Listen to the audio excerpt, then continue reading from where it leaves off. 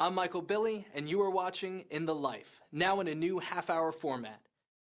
Alan Van Capelle, Executive Director of the Empire State Pride Agenda, New York's statewide LGBT civil rights and advocacy organization, recently sat down with labor leader Randi Weingarten, the newly elected president of the 1.4 million-member American Federation of Teachers. Tonight, Weingarten and Van Capelle discuss the intersection of the labor movement and the LGBT rights movement, creating safe school environments, and the joy of teaching. Our next reel-to-reel chronicles Police Lieutenant Laurel Hester's tireless end-of-life journey to pass along benefits to her life partner, Stacy.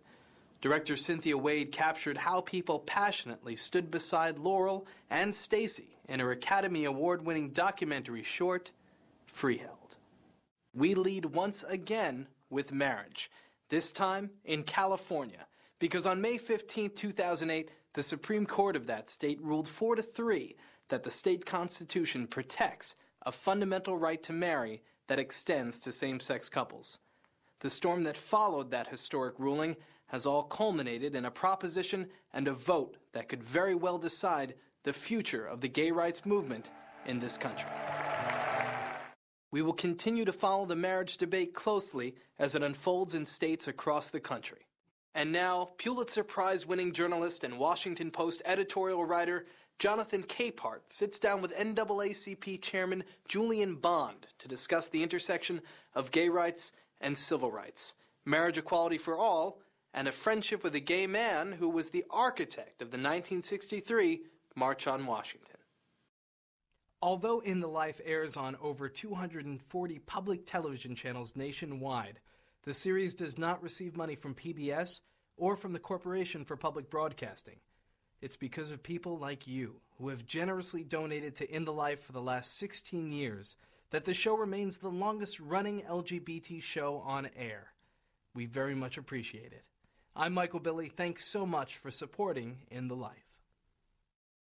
I recently sat down with Richard Kim, associate editor of The Nation, to discuss some of the hard-hitting issues affecting the LGBT community in the U.S., from the politics of marriage to the influence of gay media.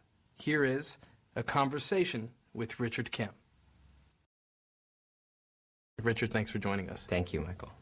During the Iowa caucus, there's an opportunity for the representatives of the candidates to talk about their main issues that they believe in for their candidates. What I saw on the grassroots level was people talked about health care, universal health care, safety, the borders, immigration, all these things that are very important. One person spoke on gay rights and civil rights.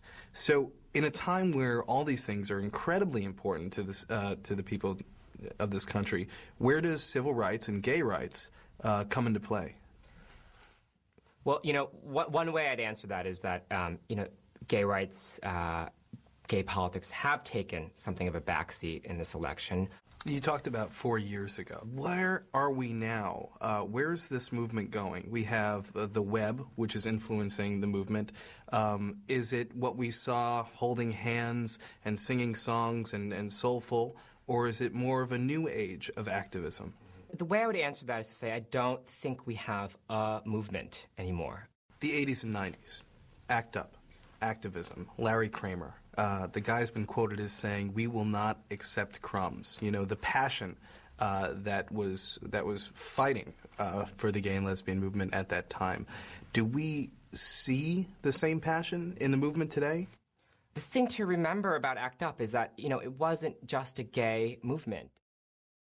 Thank you for watching In the Life. To sign up for monthly air date alerts or to download episodes 24/7, please go to our website at inthelifetv.org or call 1-800-627-ON-TV. We'd love to hear from you. I'm Michael Billy. Thanks for tuning in, and please join us next month.